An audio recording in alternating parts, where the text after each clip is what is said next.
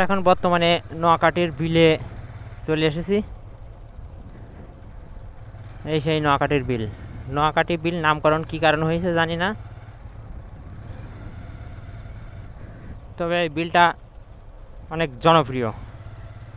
মানে বিলের মাঝখান দিয়ে রাস্তাটা যাওয়াতেই মানুষ এখানে বিকালে ঘুরতে আসে, অনেক দূর থেকে এখানে ঘুরতে আসে সবাই। অনেক সুন্দর পরিবেশ। এই বটগাছ, এই বটগাছ, সামনে বটগাছ কই?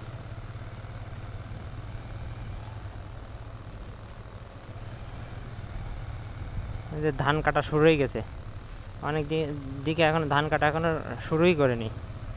ধান লাগাচ্ছে অনেক দিকে এখনো।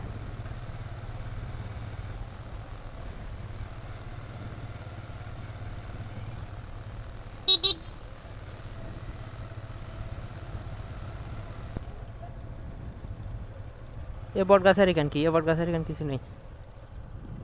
ও রাস্তায় যেতে হবে। এ বট গাছের এখান কি? এখানে তো কিছু নেই। এই সেই ঐতিহাসিক বট গাছ, হ্যাঁ, নোয়াখালী বিলে ঐতিহাসিক বট গাছ। এই বট গাছের এখানে সবাই ঘুরতে আসে, যার জন্য এখানে একটা মুদিখানার দোকান তৈরি হয়েছে। এর আগে এই দোকানটা ছিল না। এখন ছুটির সময় বা অবসর সময় মানুষ দূর দূরান্ত থেকে এই বিলটা দেখতে আসে। অনেক সুন্দর পরিবেশ, নিরিবিলি পরিবেশ, যার কারণে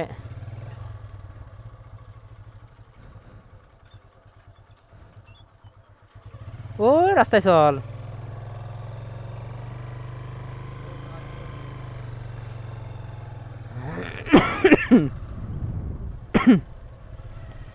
অনেক বড় একটা বট গাছ।